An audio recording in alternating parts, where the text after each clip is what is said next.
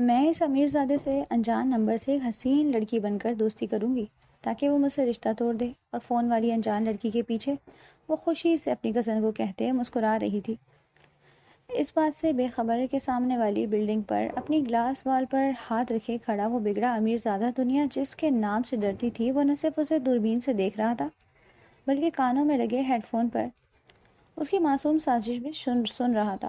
چند لمحے گزرنے کے بعد ہی اس کے فون پر انجان نمبر سے کال موصول ہوئی، جسے دیکھ وہ دل فریبی سے مسکرایا۔ آگ سے کھیلنے کی کوشش کر رہی ہو معصوم چڑیا، خود کو نقصان پہنچا بیٹھو گی۔ فون ہاتھ میں پکڑتے وہ بڑبڑایا اور دوسری جانب موجود نفوس کو جانے کیا بولا تھا کہ وہ یس باس کہتے فون رکھ گیا۔ عدیان شاہ کراچی کا جانا مانا بزنس مین تھا، جس کے والدین بچپن میں وفات پا چکے تھے، جانے طبی موت مرے تھے یا قصداً انہیں مارا گیا تھا، اس راز سے آج تک پردہ نہ ہٹ سکا۔ حرم بلال صاحب کی اکلوتی بیٹی تھی۔ ایک بیٹا موسیٰ تھا جو باہر ملک میں پڑھائی کے لیے گیا تھا اور ابھی تک واپس نہیں آیا تھا۔ بلال صاحب کا اپنا بزنس تھا، ڈھیروں جائیداد زمینیں، جانے مانے لوگوں کے ساتھ اٹھنا بیٹھنا تھا۔ بلال صاحب اور شمیم بیگم کی 2 اولادیں تھیں۔ ان کے چھوٹے بھائی ایکسیڈنٹ میں اپنی فیملی سمیت اللہ کو پیارے ہو چکے تھے۔ ایسے میں اس محل نما پیلس میں ان کی فیملی اور درجنوں ملازم تھے۔ حرم کو پڑھائی میں زیادہ انٹرسٹ نہ تھا، ویسے بھی کھلا پیسہ تھا، کبھی کسی نے سختی نہ کی۔ بچپن سے ہی اس کی ماں نے کبھی بچوں پر خاص توجہ نہ دی تھی۔ بے بہا دولت شہرت نے انہیں اپنے چنگل میں ایسا پھنسایا کہ وہ بچوں سے بالکل لاپرواہ سی ہو گئی۔ جس عمر میں بچوں کو ماؤں کی شفقت محبت کی بے انتہا ضرورت ہوتی ہے، اس وقت میں وہ نوکروں کے ہاتھوں پل رہے تھے۔ موسیٰ جو ہی تھوڑا بڑا ہوا، اس نے باپ سے باہر جا کر پڑھنے کی خواہش ظاہر کی اور وہ امریکہ چلا گیا۔ حرم کے پاس جو واحد رشتہ تھا، اس کا سہارا تھا، وہ بھی چھن گیا۔ اس کی ذات میں دن بدن سختی، اکڑ، ضد آنے لگی۔ پیلس کی فضا میں دم گھٹنے لگا، جہاں نہ باپ کی پدرانہ شفقت تھی نہ ماں کی ممتا۔ ماحول کی خشک فضا سے نکلنے کے لیے وہ زیادہ وقت پیلس سے باہر گزارنے لگی اور اس کی ذات میں مزید خلا آنے لگا۔ والدین کے لیے دل و دماغ میں تنفر بھرنے لگا، جو 10 دن ایک چھت تلے رہ کے ایک دوسرے سے بات نہ کر پاتے تھے، اور اپنے اندر موجود بے چینی، خلا اور بے سکونی کو وہ لوگوں سے مل کر دور کرنے لگی۔ اور آخرکار وہ دن بھی آ گیا جب اس نے بلال صاحب کو فیشن ڈیزائننگ کورس کے لیے اسلام آباد جانے کا کہتے اسے جان گھسل ماحول اور بے سکونی سے چھٹکارا پانے کے لیے وہاں سے نکل گئی۔ والدین کا وقت، ان کی شفقت بچوں کے لیے بے انتہا اہم ہوتی ہے، لیکن پیسے کے نشے میں چور وہ دونوں یہ سمجھ نہ سکے کہ ان کی اولاد ان سے نہیں بلکہ اس بنجر زمین والے پیلس سے بھاگ رہی تھی، جہاں سب کچھ تھا سوائے سکون کے۔ حرم بلال خوبصورت آنکھوں والی قدرے سانولی رنگت کی پرکشش لڑکی تھی، کندھوں تک آتے خوبصورت بال جو کٹنگ سے مزید حسین لگتے تھے، بلیک ٹاپ اور جینز میں موجود وہ لیئرز پر بیٹھی اپنے دوستوں کے ساتھ کپ کیکس اور کافی سے لطف اندوز ہو رہی تھی، جو کہنے کو تو اسلام آباد پڑھائی کے لیے آئی تھی لیکن بگڑی امیر زیادہ تھی۔ گھومنا پھرنا، لوگوں پر کمنٹس پاس کرنا، انہیں بیش کرنا، بس یہی ان کا کام تھا۔ میک اپ سے اٹے چہرے پر بلا کا روب اور تنتنا تھا۔ رباب اور شمائل دونوں کچھ زیادہ موڈ اسکورٹ تھے۔ کافی بولڈ ڈریسنگ اور ٹک ٹاک پر اپنی ویڈیو ڈال کر ڈھیروں لوگوں کے کمنٹس پر خوش ہونا، اپنے حسن پر ناز ہونا ہی ان کا کام تھا، جبکہ حرم کو یہ سب کام فضول لگتے تھے۔ اس نے آج تک ٹک ٹاک پر آئی ڈی نہیں بنائی تھی اور نہ ان کے ساتھ سوشل میڈیا پر خود کو شو کرتی۔ ان دونوں کی نسبت اس کی ڈریسنگ بھی بہتر تھی اور اس کا سوشل سرکل بھی۔ وہ جو ہر دوسرے لڑکی کے ساتھ فرینک ہو جاتی، کلبز جاتی، اس میں اس طرح کی کوئی عادت نہ تھی۔ وہ نہ تھی جو بنا دی گئی تھی۔ والدین کی محبت، ان کا وقت اولاد کے لیے بہت ضروری ہوتا ہے، مگر وہ دونوں تو دولت کے نشے میں چور تھے۔ بلال صاحب جو کہ ایک بزنس پارٹی میں شمولیت اختیار کیے ہوئے تھے، ان کے دوست نے ان کا تعارف عدیان شاہ سے کروایا تھا، جو جانا مانا بزنس مین تھا۔ باہر ممالک میں اس کا اپنا امپورٹ ایکسپورٹ کا بزنس تھا اور اب وہ پاکستان اپنا نام منوانے آیا تھا۔ اس کی اچیومنٹ اور اس کا سوشل سرکل میں بڑھتا نام دیکھ کے ان کی آنکھوں میں چمک ابھری تھی۔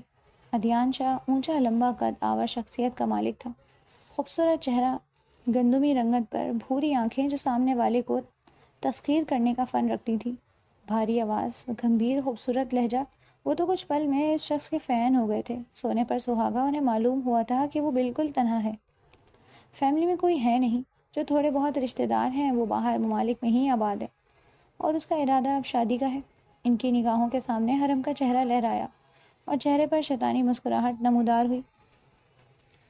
آپ ضرور ہمارے یہاں تشریف لائیں شاہ صاحب، مجھے بہت خوشی ہوگی۔ انہیں ملتے وہ اپنے پیلس آنے کی دعوت دے چکے تھے، جسے مقابل قبول کر چکا تھا۔ بلال صاحب جا چکے تھے، لیکن نوارد کے چہرے پر نمودار ہوتی گہری معنی خیز مسکراہٹ، اس کا مطلب کوئی نہ جان پایا۔ کسی کو علم نہ تھا اس کی نجی زندگی کے بارے میں۔ آخر وہ ہے کون؟ اچانک اس کا نام پاکستان میں کیسے ٹاپ کے بزنس مینز میں شامل ہو گیا؟ یہ ایک راز تھا جس کا پردہ ادیان شاہ کے سوا کوئی نہ اٹھا سکتا تھا۔ اس کی شخصیت میں پوشیدہ راز راز ہی رہنے والے تھے جس سے سب انجان تھے۔ حرم بلال جو اپنی یونی سے واپس تھکی ہاری آئی تھی، جب فون کے گنگنانے پر اس نے ہاتھ بڑھاتے اسکرین پر روشن ہوتے نام کو دیکھتے بیزاریت سے چہرے پر ہاتھ پھیرتے یس کرتے کان سے لگایا۔ جی، بغیر سلام دعا کے آداب کے بلائے طاق رکھتے آواز آؤزاری سے بولی تو دوسری جانب موجود شمیم بیگم اس کے لہجے پر تلملا کے رہ گئی۔ ہنی، کیا بات ہے؟ کیوں میری کال ریسیو نہیں کر رہی تھی؟ اور اب بھی اتنا روکھا سا؟ جی، شمیم بیگم خفگی سے بولتی اس کا پارا چڑھا گئی۔ بزی تھی موم، آپ بتائیں کیا بات ہے، کیوں کال کی؟ ہنی، آپ کے ڈیڈ کا حکم ہے کہ آپ کل پیلس میں موجود ہوں، کل گیسٹ انوائٹ ہیں اور آپ کے ڈیڈ چاہتے ہیں آپ بھی ان سے ملاقات کریں۔ آگے آپ نے بھی تو اس فیلڈ میں قدم رکھنا ہے، لسان سے کہتی وہ اسے پیلس آنے کی وجہ بتا چکی تھی۔ موم، میں نہیں آ سکتی، میں وہاں کیا کروں گی، رکھائی سے کہتی وہ صاف انکار کر گئی۔ ان کے بہت قریبی تعلقات ہیں ان سے، اور آپ کے ڈیڈ کو برا لگے گا۔ آج اور میری جان، ایک دو دن کی تو بات ہے، کہتی وہ کال منقطع کر چکی تھی۔ ٹو ٹو کی بیپ اس کے کانوں میں سور کی مانند چبھنے لگی۔ فون ایک جانب پھینکتے وہ ہاتھوں کی مٹھیاں بھیج کر اپنے سلگتے دل کے ساتھ وہی ہاتھوں میں سر گرا گئی۔ کاش کاش ممی آپ یہ کہہ دیتی کہ آپ کو میری کمی محسوس ہو رہی ہے تو میں بھاگی بھاگی آ جاتی۔ وہ اپنے پھرپھراتے دل کو قابو میں لانے کی کوشش میں تھی۔ خوبصورت نیلگو شفاف آنکھوں سے ایک درد بھرا آنسو ٹوٹ کر گرا۔ اپنے اندر موجود توڑ پھوڑ کو جو وہ چہرے پر بے حسی کا ماسک چڑھائے ہوئے تھی، ایک کال سے پاش پاش ہوا۔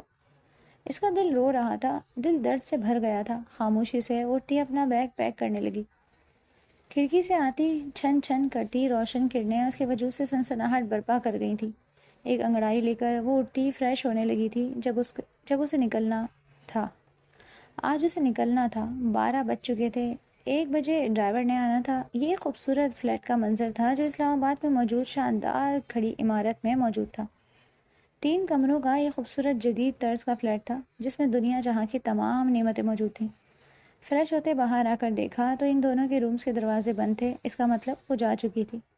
لانگ سیاہ فراک میں موجود، اپنے خوبصورت بال کھلے چھوڑے، چہرہ بغیر کسی میک اپ کے پاک شفاف خوبصورت دکھائی دے رہا تھا۔ دلکش خوبصورت نیلگو آنکھوں میں سوگواریت تھی جو اس کی ذات کو مزید حسن بخشتی تھی۔ وہ تیار ہوتی، اپنا بیگ لیتی، پیلس کے لیے ڈرائیور کے ساتھ روانہ ہو چکی تھی۔ کیا تھی اس کی زندگی؟ سارے راستے وہ یہی سوچتی آئی تھی۔ کیا والدین کے لیے دولت، شہرت، مصروفیت اپنی اولاد سے زیادہ اہم ہوتی ہے؟ کیوں اس کے ماں باپ کو اس کی پرواہ نہ تھی؟ اس کی نگاہ اپنے گلے میں موجود پینڈنٹ پر تھی جسے وہ ہمیشہ اپنی خوبصورت گردن کی زینت بنائے رکھتی۔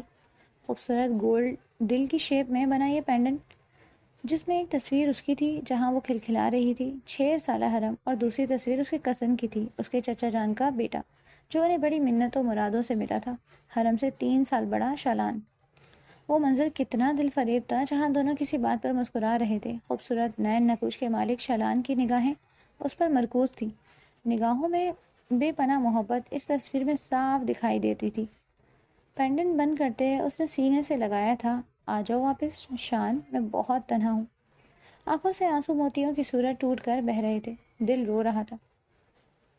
دل چیخ چیخ کر کہتا تھا وہ زندہ ہے، وہ یہی ہے اس کے قریب، لیکن دنیا کا کیا؟ ان شواہد کا کیا جن میں صاف صاف لکھا تھا کہ گاڑی کھائی سے گرتی، آگ کی لپیٹ میں آتی بری طرح جھلس چکی تھی۔ اس کا واحد دوست اس کا جا چکا تھا۔ اس کی چچی جان نے اسے یہ نیکلس پہنایا تھا اور اسے اپنے بیٹے کی امانت کہا تھا۔ اس کی چچی جان، اس کا اکلوتا دوست، اس کا ساتھی جا چکا تھا۔ وہ 3 دن بخار میں تڑپتی رہی۔ اسے یقین نہیں آ رہا تھا اس کا واحد دوست بھی اسے چھوڑ کر جا چکا ہے۔ جیسے جیسے وہ بڑی ہوتی گئی، اس کے دل میں موجود جذبات دوستی سے کچھ زیادہ تھے۔ وہ جان پائی۔ گلے میں آج تک وہ نیکلس موجود تھا۔ ہر مشکل میں، تنہائی میں، وہ اپنے سینے سے لگاتے اس نیکلس کو رو دیتی۔ وہ اپنے دلی جذبوں سے بے خبر تھی، جو جانے کیوں کہیں لگتا ہی نہیں تھا۔ اعصاب شکن ہونے لگے تو وہ آنکھیں موند گئی۔ دل سے آہ نکلی تھی، میرے لیے کوئی نہیں اللہ، کیا میرے لیے کوئی نہیں؟ اس کی التجا سن لی گئی تھی، جس سے وہ انجان آنکھیں موندے ہوئے تھی۔ خلاف توقع آج وہ دونوں پیلس میں موجود تھے۔ صرف موجود ہی نہ تھے بلکہ اس کا والہانہ استقبال بھی کیا تھا، جس پر وہ پہلے پہل تو حیراں ہوئی، پھر پریشان، اور آخر میں دل محسوس کر رہ گئی ان کی بات پر۔ آجو میری جان، میری ہنی، اتنی دیر کر دی، کیسی ہے میری بیٹی؟ بلال صاحب کے آگے بڑھتے اسے سینے سے لگانے پر اس کا دم گھٹنے لگا، دل درد سے بھاری ہونے لگا۔ ان کا محبت بھرا انداز، چاشنی بھرا لہجہ اس کے نیلے نینوں کو پانی سے بھر گیا۔ وہ جو خود پر سختی کا خول چڑھائے ہوئے تھے، بربری ریت کی طرح پھیلی۔ یہی محبت اور چاہت تو اسے چاہیے تھی۔ وہ معصوم حساس لڑکی رشتوں کی ستائی ہوئی تھی۔ بڑی دیر کر دی ہنی، میرے اسپیشل گیسٹ ہیں، بڑے اچھے سے ملنا ان سے۔ ان کا امپورٹ ایکسپورٹ کا بزنس ہے، یہ طرح کا کام کرتے ہیں وہ۔ میں چاہتا ہوں آپ ان سے ملو، آگے بزنس میں کچھ ٹپس لو جو آپ کے کام آئیں۔ ان کی عنایتوں کے پیچھے چھپی وجہ کو وہ سمجھتی، کسمسائے دور ہوئی اور ریسٹ کرنے کا کہتی اپنے کمرے کی جانب بڑھ گئی۔ یہاں بھی ان کا اپنا مفاد تھا۔ اس کی آنکھیں سلگ اٹھی تھیں، خون میں شعلے بھڑک اٹھے تھے۔ ان کی سرد مہری پر آنکھوں سے آنسو مزید روانی سے بہنے لگے۔ اپنے کمرے میں موجود تمام چیزیں وہ زمین بوس کرتی، پھٹتے دماغ اور دھکتے دل سے چیخ اٹھی، ماں ایسی ہوتی ہے کیا؟ والدین ایسے ہوتے ہیں؟ دل خون کے آنسو رونے لگا۔ کوئی ایک دن مجھے بتا دیں، یہ لوگ جب مجھے بیٹی سمجھا ہو۔ وہ چیختی وہیں بیٹھ گئی۔ کافی وقت گزر گیا۔ جب ملازمہ کے دروازہ بجانے پر وہ اٹھتی، اپنے آنسو صاف کرتی بولی، کیا ہے؟ وہ باجی نیچے میڈم نے آپ کو بلایا ہے، صاحب کے خاص دوست آ چکے ہیں۔ اچھا تو تم جاؤ، آتی ہوں، رونے سے قدرے بھاری آواز میں کہتی وہ فریش ہونے چلی گئی۔ ہلکا گلوز لگاتے، لبوں کو گلابی کرتی، بالوں میں برش کرتی، وہ اپنا عکس آئینے میں دیکھتی رہ گئی۔ نیلی آنکھوں میں چمکتے سرخ ڈورے اسے مزید حسن بخش رہے تھے۔ تھوڑی سی تیاری میں وہ اس وقت سیاہ فراک میں چمک رہی تھی۔ دودھیا بازو سیاہ رنگ کے جالی دار نیٹ کے سلیوز میں چمکتے دمکتے اسے مزید دلکش بنا رہے تھے۔ باہر آتے اس نے ملازمہ کو اس کا کمرہ سیٹ کرنے کو کہا تھا اور خود لاؤنج میں داخل ہوئی تھی، جہاں بلال صاحب اور شمیم بیگم ایک نوارد کے ساتھ بیٹھے خاصے خوش دکھائی دے رہے تھے۔ منتشر ہوتی دھڑکنوں کو قابو کرتی وہ ان کی جانب قدم بڑھانے لگی۔ مردانہ کلون کی خوشبو حواسوں کو معطل کر دینے والی طویل لاؤنج میں پھیلی تھی۔ اس نے گہری سانس بھرتے اپنے عرق آلود پیشانی صاف کی۔ ہاتھ لرزنے لگے تھے، جانے کیوں عجیب سا احساس ہونے لگا تھا، جانا پہچانا سا۔ دراز پلکیں چپکتے وہ سلام کرتے ان کے قریب آ بیٹھی۔ بھاری مردانہ آواز اور بے حد خوبصورت لب و لہجے میں جواب دیا گیا تو وہ جو نگاہیں جھکائے بیٹھی تھی، اس کی آواز پر نگاہ اٹھا کے سامنے موجود شاندار مرد کو دیکھا، جس کی بھوری آنکھیں بڑی گہری تھیں، ذہن کے دریچوں میں خوبصورت تشبیہ لہرائی اور نیلے نین نم ہونے لگے تھے۔ اس کی آنکھیں، وہ جو اس منظر میں کھوئی ہوئی تھی، مقابل کی گہری سنجیدہ بھاری آواز پر چونک کر اسے دیکھنے لگی، جو گندمی رنگت میں بلا کا حسین دکھ رہا تھا۔ اس کے سلیقے سے سیٹ کیے ہوئے خوبصورت بال، اس کی بھوری آنکھیں۔ کیسی ہیں آپ مس حرم؟ ٹھہرے ہوئے لہجے میں وہ استفسار کرنے لگا۔ ادیان صاحب، یہ میری بیٹی حرم ہے، بہت پیشنیٹ ہے اپنے خوابوں کو لے کر، فیشن ڈیزائننگ کر رہی ہے اسلام آباد سے۔ بلال صاحب چکنے چپڑے لہجے میں خود سے 4 باتیں لگاتے اس کی تعریف کرنے لگے، جس میں اسے کوئی انٹرسٹ نہیں تھا۔ اس کے چہرے کے بگڑے زاویے دیکھ کے عدیان کو اندازہ ہو گیا تھا کہ اسے زبردستی یہاں بلایا گیا ہے۔ عدیان شاہ نے ایک نظر سامنے بیٹھی لڑکی پر ڈالی تھی جس کی نیلی آنکھوں میں جانے کیا تلسم تھا کہ وہ ایک بار پھر سے دیکھنے کے لیے بے قرار ہونے لگا۔ سرخ و سفید رنگ اور من موہنے چہرہ جس پر موجود حزن اسے مزید حسین بنا رہا تھا۔ اس نے نرم گرم نظریں اس پر ڈالی تھیں جو بھاری ہمدار پلکیں جھکائے بیٹھی تھی۔ میں ڈنر لگواتی ہوں۔ ہنی آپ عدیان صاحب کو باہر لان دکھائیں نا، انہیں اپنا گارڈن دکھائیں جو آپ نے خود سجایا ہے، شمیم بیگم ملامت سے کہتی انہیں باہر جانے کا کہتی جا چکی تھی۔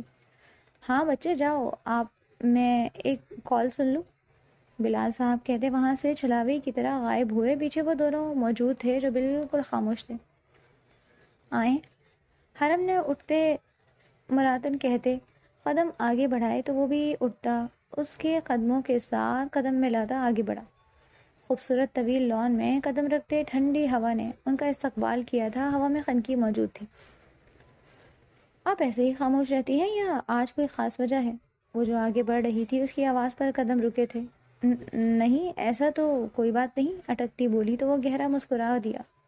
ریلیکس، میں نے بس ویسے ہی پوچھا۔ چہرے پر مسکراہٹ سجائے وہ کہتا اس کے دل میں پھر سے کسی کی یاد تازہ کر گیا۔ آپ ڈیڈ کے بزنس پارٹنر ہیں؟ آگے بڑھتے اسے سوالیہ نگاہوں سے دیکھا۔ ویل ابھی کچھ کہا نہیں جا سکتا، میں نے پاکستان میں بزنس ابھی تھوڑا عرصہ پہلے شروع کیا ہے، میرا سارا کام باہر ممالک میں ہے، بس یہاں کچھ ضروری کام تھے وہ انجام دینے تھے تو سوچا تب تک یہاں بھی کچھ کر لیا جائے۔ بھرے سبھاؤ سے اسے جواب دیتا وہ اسے خاصا دلچسپ لگا۔ اور آپ کیا کرتی ہیں؟ اس کی جانب دیکھتے وہ آگے بڑھتے اس کے ایک طرف بنائے گئے خوبصورت گلدان مٹی کے برتنوں میں موجود پھول دیکھ کر آنکھوں میں چمک لیے بولا،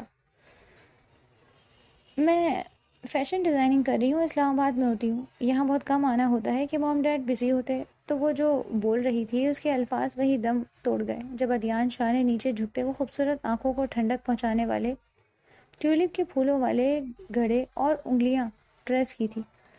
یہ کتنا حسین ہے۔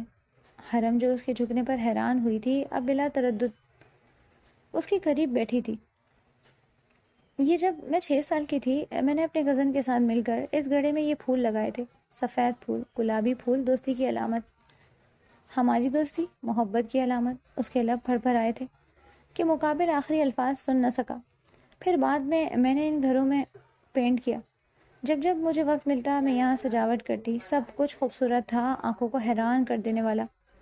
لیکن یہ آپ نے اس گھڑے کو کیوں نہیں بدلا؟ وہ اس کافی پرانے طرز کے گھڑے کو دیکھتا بولا، یہ میرے لیے صرف ایک گھڑا نہیں ہے، یہ میرے لیے بہت قیمتی احساس ہے، میرے دوست، میرے کزن کی آخری نشانی۔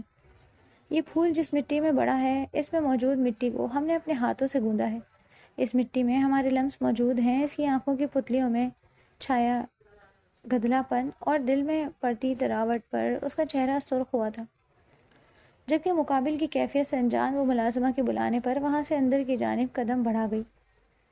پیچھے اس نے پلٹ کر ان پھولوں کو دیکھا تھا، آنکھوں میں جانے کیا تھا جسے دیکھے بغیر وہ جا چکی تھی۔ دھیمے قدم اٹھاتے وہ ان کے ساتھ ڈائننگ پر موجود تھا۔ پر لطف ماحول میں سب نے کھانا کھایا تھا۔ حرم جو خاموشی سے نگاہیں جھکائے کھانے میں مصروف تھی، کسی کی نگاہوں کی تپش سے اپنا آپ جھلستا محسوس ہوا۔ نگاہیں اٹھا کر دیکھا تو وہ سامنے بیٹھا نگاہیں اس پر ٹکائے ہوئے تھا۔ نگاہوں کا زوردار تصادم ہوا تھا اور وہ فوراً نگاہیں پھیر گئی تھی۔ شمیم بیگم اور بلال صاحب مسلسل اس سے باتوں میں مشغول تھے جبکہ اس کا سارا دھیان سامنے بیٹھی اس حسین لڑکی پر تھا جو دکھتی تو بہت سنجیدہ اور سخت مزاج تھی، لیکن جانے اپنے اندر کیا راز چھپائے ہوئے تھی۔ کچھ ہی دیر میں وہ ان سے ملتا حرم کی جانب دیکھتا مسکرایا تھا۔ نائس ٹو میٹ یو مس حرم۔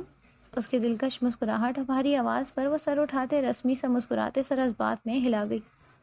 اس ساحرانہ نقوش کو دیکھتے اس کا دل بے قابو ہونے لگا تھا، اور پھر اس کا سوگوار چہرہ جس سے نگاہیں ہٹاتے نہیں ہٹ رہی تھی۔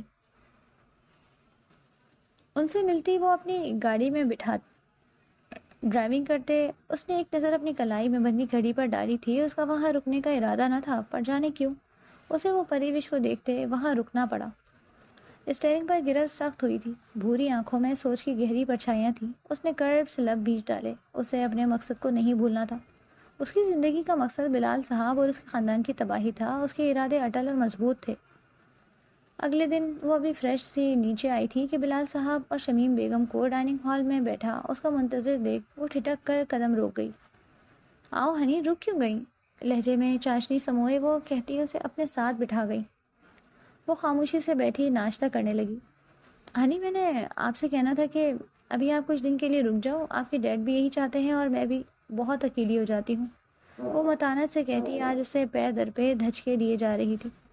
اس نے سر اٹھا کے اچنبھے سے انہیں دیکھا۔ موم، ایسا کیا ہوا ہے؟ پہلے بھی تو آپ لوگ رہتے ہیں، میرے یہاں رہنے سے کیا ہونا ہے؟ الٹا میرا وقت ضائع ہوگا، وہ تپے ہوئے لہجے میں کہتی انہیں دیکھنے لگی۔ ہنی ڈارلنگ، سمجھا کرو بیبی۔ اچھا 1-2 دن مزید رک جاؤ۔ ان کی بے جا ضد کے آگے وہ ہار گئی تھی اور مزید 2 دن رک گئی۔ وہ جو دونوں اسے روک رہے تھے حسب معمول گھر موجود نہ تھا۔ یہ خاموش فضائیں اور در و دیوار اسے اپنے سر پر گرتے محسوس ہونے لگے تھے جہاں کوئی زیرخ موجود نہ تھی۔ آخر وہ تنگ آتی اٹھتی باہر نکلی اور ڈرائیور کے ساتھ ایک کیفے کی جانب روانہ ہوئی۔ وہاں بیٹھتے ارد گرد لوگوں کو دیکھتے اس کا دل تھوڑا بہلا۔ جو بھاری پن اور بوجھ محسوس ہو رہا تھا وہ کم ہوا۔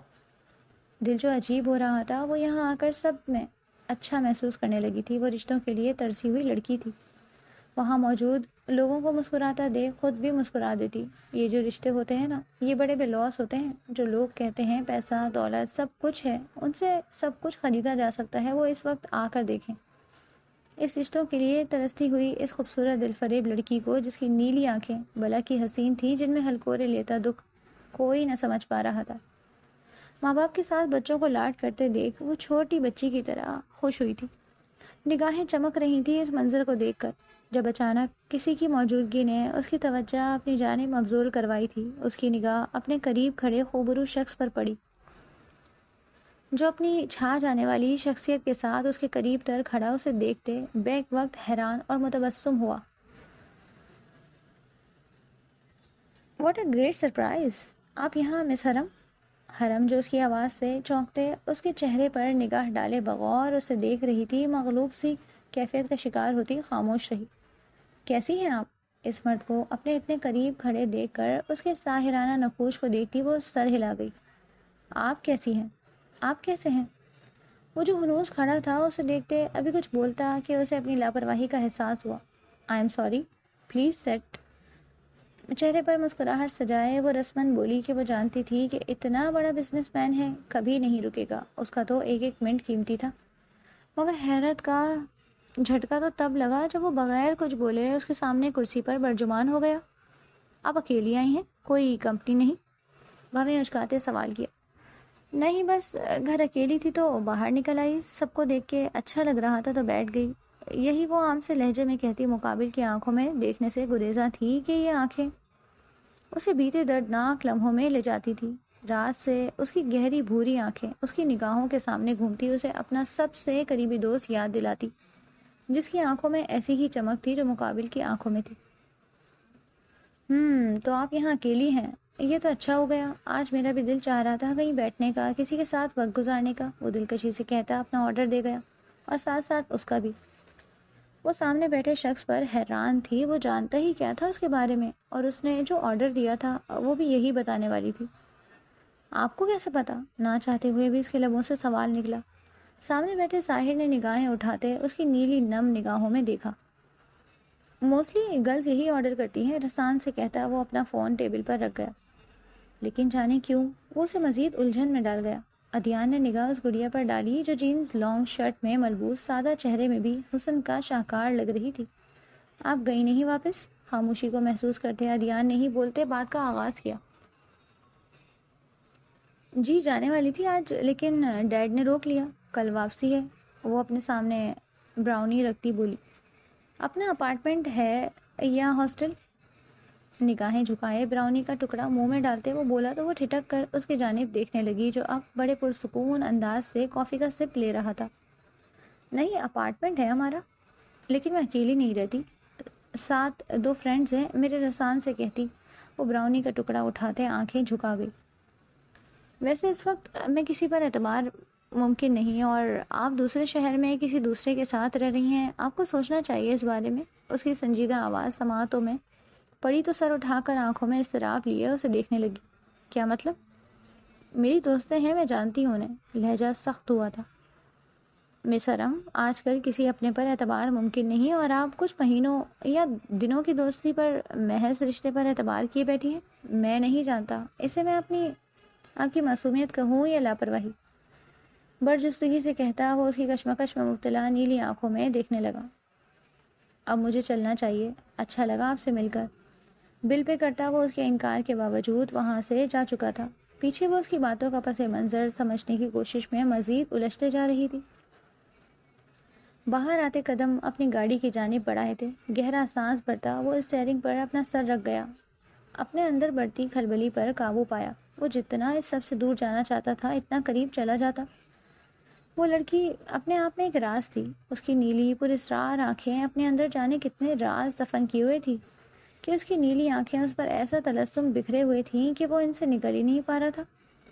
جانے کیا کشش تھی اس لڑکی میں جو اسے اپنی جانب کھینچے جا رہی تھی۔ عدیان شاہ حرم بلال کو آج سے نہیں بلکہ کافی عرصے پہلے سے جانتا تھا، اور اس وقت بھی اس نے اس لڑکی سے نگاہیں چرائی تھیں، اور آج پھر وہ اس کے سامنے موجود تھی۔ اس کھیل میں وہ اسے شامل نہیں کرنا چاہتا تھا، مگر وہ ہو رہی تھی۔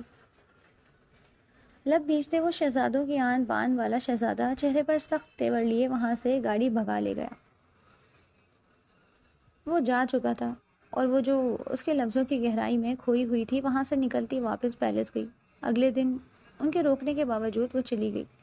بلال صاحب جو اس انتظار میں تھے کہ عدیان شاہ حرم کو دیکھ کر اس کی جانب متوجہ ہوگا، لیکن اس کی جانب سے مکمل خاموشی پر دل محسوس کے رہ گئے، ورنہ ان کا دل تھا کہ حرم کا وہاں رشتہ ہو جاتا، انہیں بزنس میں بھی فائدہ ہو جاتا، اور بیٹی بھی اتنے بڑے آدمی سے بھی دیتے۔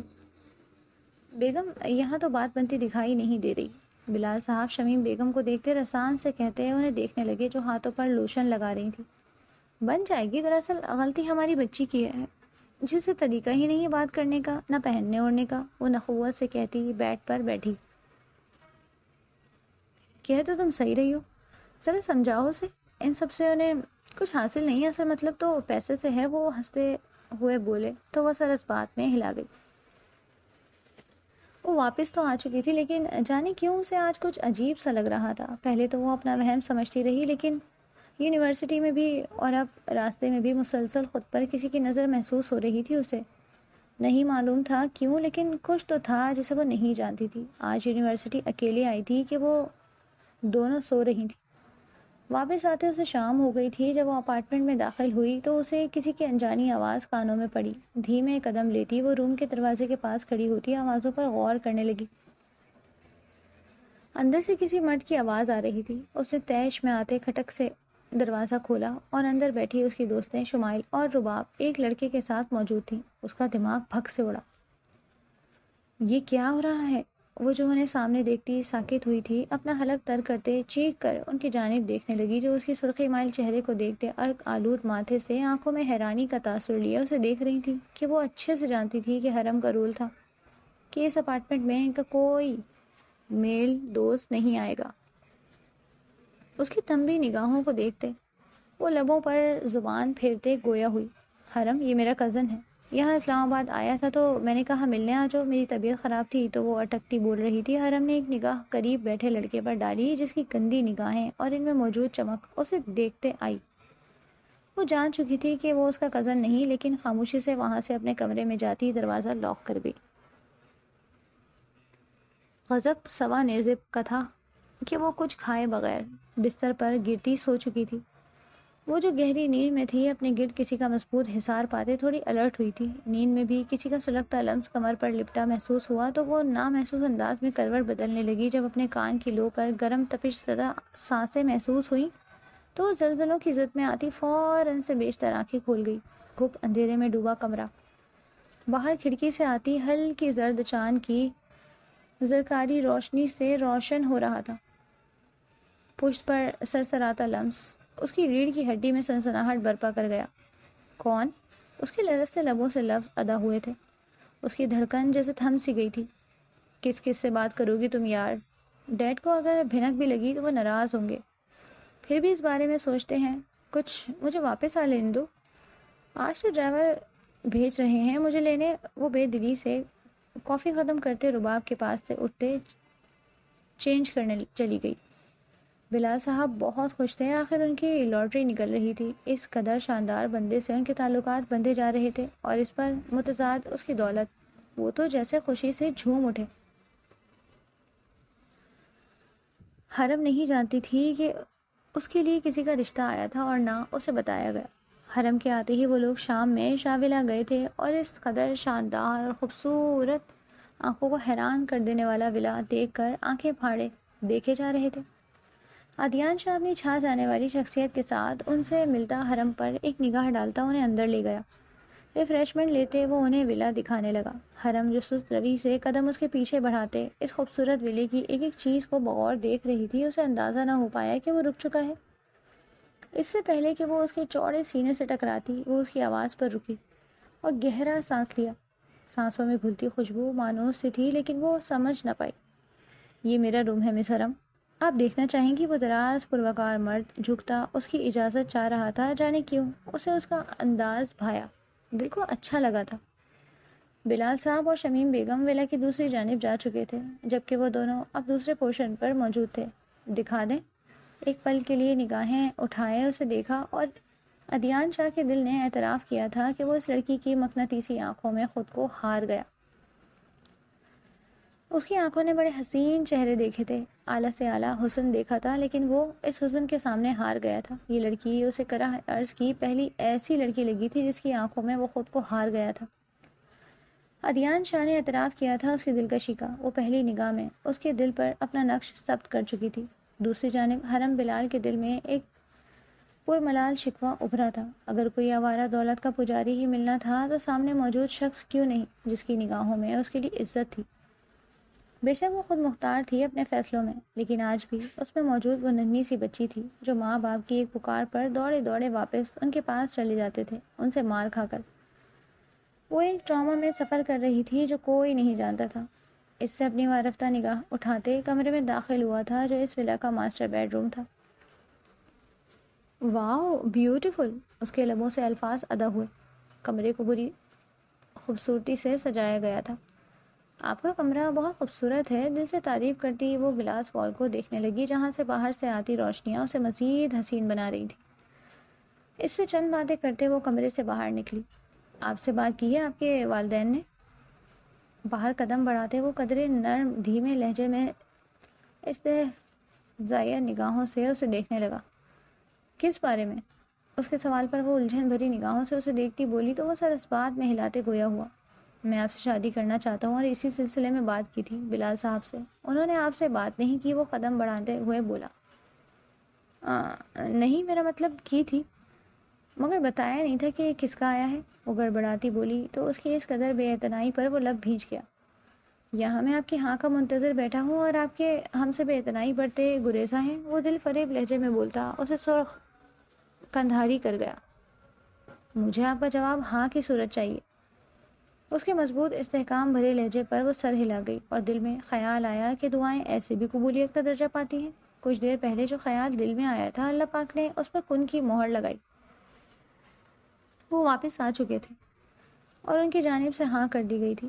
دونوں جانب نے مل بیٹھ کر آگے کے مراحل سوچے تھے، یہ جانے بغیر کہ آگے ان کے اوپر کیا قیامت خیز لمحات گزرنے تھے۔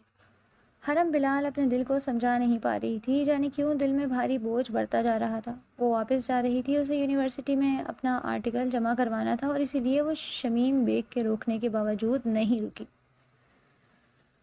راستے میں اسے کچھ غیر معمولی پن محسوس ہوا تھا، لیکن سر جھٹک گئی اور سیٹ پر سر رکھتے آنکھیں موند لی جب ایک جھٹکے سے گاڑی رکی۔ سامنے موجود سفید گاڑی سے بھاری قدم لیتا ایک ہیولا ان کے قریب آیا تھا۔ چہرے پر ماسک چڑھائے ایک پل میں ڈرائیور کے قریب جاتے اس کے سر پر پسٹل مارتے اسے بے ہوش کیا، اور حرم جو اس افتاد پر دم بخود سے اسے اپنے قریب آتا دیکھ رہی تھی چیختی باہر نکلنے لگی تو جھٹکے سے اس کے بازو پر گرفت سخت کرتے اسے اپنی جانب کھینچتا، اسے سینے سے لگاتے اس کی مزاحمت کو نظر انداز کرتے اس کے کندھے پر جھکتے لب رکھے۔ میری امانت میں خیانت بڑی مہنگی پڑے گی تمہیں جان من۔ وہی بھاری لہجہ، خوبصورت آواز۔ ایک پل کے لیے اس کی سانسیں تھم سی گئیں۔ اس نے سر پیچھے کی جانب کرتے اس کے چہرے کو دیکھنے کی کوشش کی تھی اور ایک ہاتھ اس کے ماسک سے ڈھکے چہرے کی جانب بڑھایا، اور پھر جیسے اس کی دنیا تھم سی گئی تھی آنکھیں پھٹی پھٹی سی رہ گئیں. سامنے موجود شخص اس کے اعصاب سلب کر گیا. شاہ ہونٹ بے ربطگی سے واہ ہوئے اور وہ اسی پل اس کی باہوں میں جھول گئے تھے. مقابل نے جھکتے لب اس کی تھوڑی پر رکھے تھے اور اپنا ماسک چڑھائے اسے باہوں میں لیتے اپنی گاڑی کی جانب قدم بڑھائے. اسے بیڈ پر احتیاط سے لٹاتے وہ کمرے سے باہر نکلا. آنکھوں میں چمک تھی. اسے پانے کا جنون تھا. شام سے رات ہو چکی تھی. وہ جانے کتنی دیر ہو جو خود سے بیگانہ پڑی رہی. اس کے گم ہوئے خواص لوٹے تو مندھی آنکھیں کھولتے نگاہ سب سے پہلے سیلنگ زدہ چھت سے ٹکرائی. وہ ایک پل میں وہ اٹھ کر بیٹھی. وہ کہاں تھی اس وقت؟ جیسے جیسے آنکھوں کے سامنے دھندلے منظر صاف ہوئے آنکھوں سے سیل رواں ہونے لگا. ابھی وہ اٹھتی کہ اس سے پہلے کمرے کا دروازہ دھکیلتے وہ اندر داخل ہوا تھا. آپ؟ اٹھکتی وہ لبوں کو جنبش دیتی سامنے موجود نوادرد کو دیکھتے لرزتی ہوئی پلکوں اور بدن سے اسے قریب آتا دیکھنے لگی. شرم نہیں آتی آپ کو ایسے مجھے ڈراتے ہوئے؟ کیوں یہاں لائے ہیں؟ سب کچھ بھلائے وہ اس کی شرٹ جکڑتی چیخی تو وہ اس کے غصے کی شدت سے لال پڑتے چہرے کو محبت بھری نگاہوں سے دیکھنے لگا. آپ کیا کرنے جا رہی تھیں؟ کسی دوسرے کی نکاح میں ہوتے ہوئے مجھ سے نکاح کے لیے حامی بھر لی؟ آپ کی روح نہیں کانپی؟ سامنے موجود ادیان شاہ کے الفاظ اس کی روح پرواز کرنے کے در پہ تھے. آپ یہ سب کیسے؟ لفظ ہونٹوں سے ادا ہونے سے انکاری تھے. وہ اس کے اس انکشاف پر ڈبڈباتی نگاہوں سے سرخ مترن چہرے سے اسے دیکھنے لگی. میں سب جانتا ہوں حرم شالان شاہ. ادیان شاہ کے لبوں سے یہ نام سنتے اس کے سر پر حیرتوں کے پہاڑ گرے تھے. جیسے وہ کیسے یہ سب جانتا تھا؟ اسے کس نے بتایا تھا؟ اس کے دماغ میں بہت سے سوالات ابھرنے لگے. میں سب کیسے جانتا ہوں؟ کس نے بتایا؟ اس بارے میں سوچ کر اپنا دماغ کو مزید تکلیف نہ دیں. میں سب بتاؤں گا.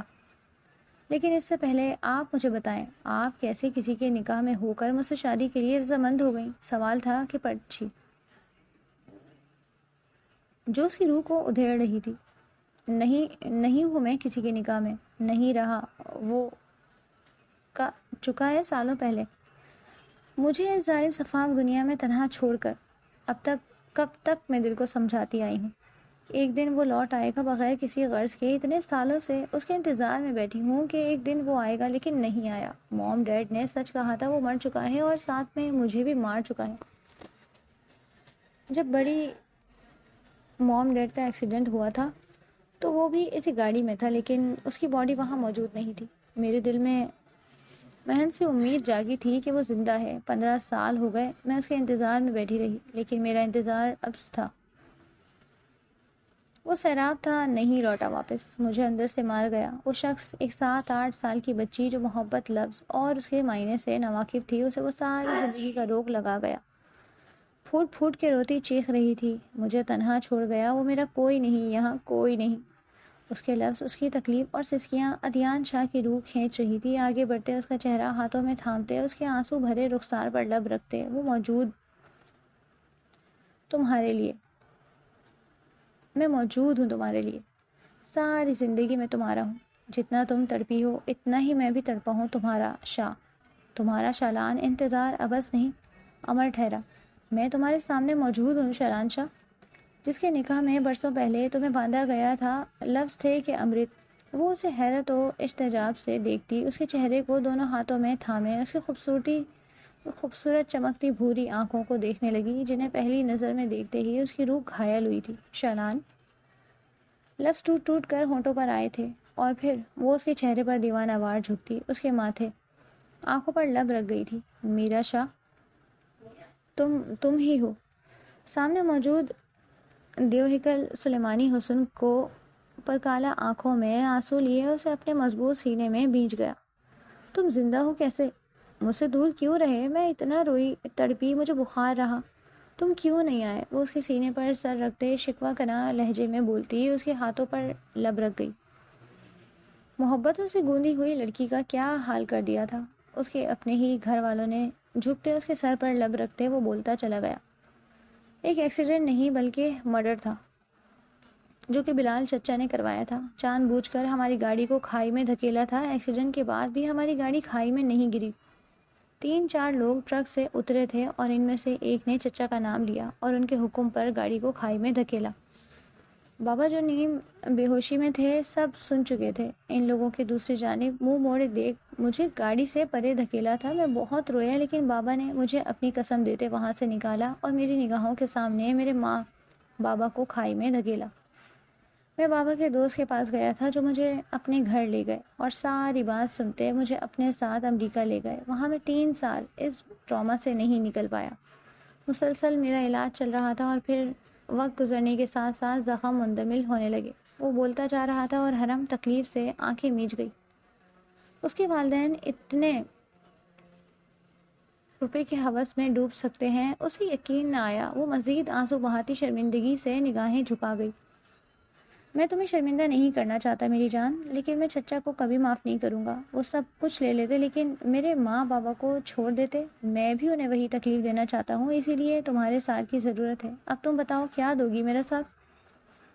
بڑے مان سے اس کی جانب دیکھا تو وہ سر اس بات میں ہلاتے اس کے ہاتھوں میں اپنے ہاتھ دے گیا۔ کرنا کیا ہے؟ بس دیکھتے جاؤ۔ وہ اسے سارا پلان سمجھا گیا۔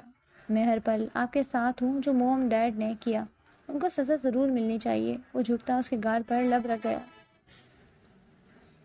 کافی میٹھی ہیں آپ محترمہ۔ اس کے معنی خیز لب و لہجے پر اس کے رخسار تنے تھے۔ کمرے میں بھاری کہکہا گونجا۔ بلال صاحب کو حرم کی گمشدگی کی خبر کر دی گئی تھی اور تاوان میں 2 کروڑ مانگا گیا تھا۔ بھاری اسامی تھے۔ مقابل جانتا تھا وہ پریشان حال سے بیٹھے تھے۔ اب کیا کرنا چاہیے؟ پولیس سے رابطے سے منع کیا گیا تھا ورنہ وہ حرم کو نقصان پہنچاتے۔ وہ اجرت میں عدیان شاہ کے پاس پہنچے اور اسے حرم کی گمشدگی کے باخبر کیا۔ وہ پریشان ہوتا ان کے چہرے کو دیکھنے لگا جو نگاہیں جھکائے بیٹھے تھے۔ اب میں کیا کروں عدیان؟ کچھ تو بتاؤ۔ میں آپ کو ایک مشورہ دیتا ہوں۔ بلال صاحب، جس نے بھی حرم کو اغوا کیا ہے وہ جانتے ہیں آپ کی شان و شوکت کو، اس لیے اتنی بھاری رقم ڈیمانڈ کی ہے۔ آپ ایسا کریں، اپنی ساری رقم اپنے بیٹے کے اکاؤنٹ میں بھیج دیں اور اپنے اکاؤنٹ میں کچھ رقم بس رکھیں۔ وہ دوبارہ آپ کو کال کریں گے تو آپ انہیں بتائیے گا کہ بزنس میں کافی لاس ہوا ہے اور آپ پر بہت قرضہ چڑھا ہوا ہے، آپ کا پیلس تک آپ کا نہیں۔ وہ بڑے شاطر انداز میں انہیں ایک سجھاؤ دے گیا۔ بیٹے پر کیوں؟ مجھے آپ پر بھی یقین ہے، میں آپ کے اکاؤنٹ میں رقم ٹرانسفر کرتا ہوں۔ وہ بڑی ہوشیاری سے اسے باور کروا رہے تھے کہ انہیں اس پر یقین ہے، لیکن مجھ پر کیوں؟ نہیں، میں ایسا نہیں کر سکتا۔ وہ جان بوجھ کر بولتا انکاری کر گیا۔ نہیں، مجھے آپ پر یقین ہے، ویسے بھی بہت جلد آپ ہمارے داماد بننے والے ہو۔ ان کی بات پر وہ سر ہلا گیا۔ چلیں آپ کہتے ہیں تو میں مان لیتا ہوں، لیکن آپ یہاں سائن کر دیں۔ وہ ایک پیپر ان کے سامنے رکھتا بولا، میں یہاں لکھواؤں گا کہ یہ رقم آپ کی ہے اور آپ جب چاہیں واپس لے سکتے ہیں۔ بڑی چالاکی سے ان کے دستخط وہ لے چکا تھا۔ ٹھیک ہے، بس مجھے اپنی بیٹی چاہیے۔ وہ اٹھتے وہاں سے جا چکے تھے۔ پیچھے وہ ان کی پریشانی پر لبوں پر مسکراہٹ لیے کرسی پر بیٹھتا، پیپرز لانے کا بولتے فوراً فون رکھ چکا تھا۔ وہ نہیں جانتے تھے آج وہ اپنا سب کچھ کھو بیٹھیں گے۔ بلال صاحب پیلس پہنچے تو انہیں دوبارہ اسی نمبر سے کال آنے لگی۔ فون اٹھاتے کان سے لگایا۔ تمہاری بیٹی کو جان سے مار دیں گے تب پیسہ بھیجو گے؟ کرخت آواز میں کہا گیا۔ نہیں، میری بیٹی کو کچھ نہ کہنا، میں رقم کا بندوبست کر رہا ہوں، میرے پاس اتنی زیادہ رقم نہیں، چاہو تو پتہ کروا لو۔ وہ متانت بھرے لہجے میں بولے۔ وہ تو ہم پتہ لگوا لیں گے، اس سے پہلے کہ ہم تمہارے مزید راز کھولیں جلدی رقم کا بندوبست کرو۔ کیسے راز؟ بلال صاحب کی پیشانی عرق آلود ہوئی تھی۔ فریب قریب بیٹھی شمیم بیگم بھی کانپی۔ ہم سب جانتے ہیں کیسے تم نے اپنے ہی بڑے بھائی کا قتل کروایا تھا۔ اس کی بات پر ان کے رونگٹے کھڑے ہوئے۔ تم یہ سب کیسے جانتے ہو؟ میں سب جانتا ہوں۔ اپنے بھائی کی دولت کے لیے تم نے اس کا ایکسیڈنٹ کروایا اور اس کی ساری دولت ہڑپ لی۔ نہیں، کسی کو کچھ مت بتانا، میں سب کروں گا جو تم کہو گے، مگر اس رات کو راز ہی رہنے دو۔ میں نے اپنے بھائی کو مروایا تھا، اس کی ساری دولت مجھے چاہیے تھی جو وہ لوگوں میں تقسیم کرتے پھرتے۔ میں ان کو مارنا نہیں چاہتا تھا لیکن مجبور ہو گیا۔ دولت کا نشہ مجھ پر ایسا حاوی ہوا کہ میں غلط صحیح کا مطلب بھلا بیٹھا۔ وہ بھرائی آواز میں کہتے فون کی ٹوں ٹوں پر سر ہاتھوں میں گرا گئے۔ اب کیا کریں گے بلال صاحب؟ آپ تو اپنا سارا پیسہ عدیان شاہ کو دے آئے ہیں۔ شمیم بیگم متفکر سی بولی۔ ان کا منہ تو بند کرنا پڑے گا، کل جا کر اس سے بات کروں گا، سب ٹھیک ہو جائے گا، تم پریشان نہ ہو۔ وہ انہیں حوصلہ دیتے بولے اور کمرے میں چلے گئے۔ اگلے دن کی صبح شالان عرف عدیان شاہ کے لیے جتنی حسین تھی، بلال صاحب کے لیے اتنی ہی قیامت خیز تھی۔ وہ اٹھتے کمرے سے باہر نکل گئے تھے کہ باہر پولیس کی گاڑیوں کے سائرن سنتے پریشان ہوئے تھے، اور کچھ ہی پل میں بھاری آواز میں موجود پولیس اور میڈیا ان کے پیلس کے باہر موجود تھی۔ مسٹر بلال صاحب، آپ کو اور آپ کی بیوی کو آپ کے بھائی کے قتل میں گرفتار کیا جاتا ہے۔ ہتھ کڑی لگاتے وہ ان کی مزاحمت کو نظر انداز کیے اور انہیں ساتھ لے جانے لگا۔ یہ سب جھوٹ ہے، کچھ نہیں، مجھے ایک کال کر لینے دیں۔ وہ غصے میں آتے گرجے تھے، لیکن ان کی بات سنے بغیر وہ دونوں کو باہر لے کر آیا۔ بابر عدیان شاہ کھڑا تھا۔ عدیان شاہ، یہ دیکھیں، یہ مجھ پر الزام لگا رہے ہیں، آپ کچھ کریں۔ وہ آگے بڑھتے ہوئے بولے۔ ان کی نگاہ عدیان شاہ کے پیچھے کھڑی حرم پر اٹکی۔ حرم، میری بیٹی، مجھے یقین تھا آپ میری بچی کو بچا لیں گے۔ اس سے پہلے کہ وہ اسے بڑھتے عدیان شاہ کی آواز پر ساکت ہوئے۔ عدیان نہیں، چچا جان، شالان شاہ، تصحیح کر لیجئے۔ جس کو آپ نے برسوں پہلے مارنے کی کوشش کی تھی، لیکن میں بچ گیا۔ اس کی سرد آواز پر وہ دونوں میاں بیوی ساکت سے آنکھیں پھیلائے اسے دیکھ رہے تھے۔ تو تم نے یہ سب کیا؟ وہ حیران پریشان سے کھولتے خون سے گرجے تو شالان نے مسکراتے اسبات میں سر ہلا دیا۔ چلیں مسٹر بلال۔ پولیس انہیں گھسیٹتے لے جا رہی تھی۔ شمیم بیگم حرم کے قریب گئی تھی۔ حرم، ہمیں بچاؤ، اپنے بھائی کو خبر کرو، ہمیں نکلواؤ یہاں سے۔ اس کی جانب دیکھتے وہ آس سے بولی۔ موم، اب یہاں آپ کا کچھ نہیں، یہ ساری دولت پیسہ بڑے ڈیڈ کا تھا اور ان کے بیٹے نے سب واپس لے لیا۔ بھائی سے میرا کوئی رابطہ نہیں، آپ نے ہمیں کبھی وہ پیار محبت دی ہی نہیں کہ ہماری آپ کے ساتھ کوئی دلی وابستگی بن سکے۔ وہ نم لہجے میں بول رہی تھی اور شمیم بیگم نے آنسو بہنے لگے۔ شرمندگی سے آنکھیں جھک گئی تھیں۔ رہیے گا بقیہ زندگی جھیل چکی پسینے میں، چکی پیسنے میں۔ شالان نفرت اور بیزاری سے کہتا حرم کو سینے سے لگائے اندر کی جانب جا چکا تھا۔ پیچھے پولیس کی گاڑی میں بیٹھتے دونوں نے ایک آخری نگاہ اپنے پیرس پر ڈالی۔ حرم شاہ کی سینے سے لگی آنسو بہانے لگی تھی۔ اس کے والدین تھے، وہ ان کی بھی تکلیف تھی۔ میں جانتا ہوں تم تکلیف میں ہو اور اس کی وجہ میں بھی بنا ہوں، لیکن میرا اتنا ضرورت نہیں کہ اپنے والدین کے قاتلوں کو معاف کرنے ان کے ساتھ ایک اچھی زندگی گزاروں۔ وہ دکھی لہجے میں بولتا، اذیت سے لب بھیج گیا۔ نہیں، ایسا نہیں، کہیں میں آپ کے ساتھ ہوں، انہیں ان کی کیے کی سزا ملنی چاہیے، وہ یہی ڈیزرو کرتے ہیں۔ کہتے وہ اس کے سینے پر سر رکھے تو وہ بھی کرب سے آنکھیں میچ گیا۔ ایک نئی زندگی ان کی منتظر تھی۔ دونوں نے ہی بے انتہا مشکل وقت گزارا تھا اور اب آگے ایک حسین زندگی ان کی منتظر تھی۔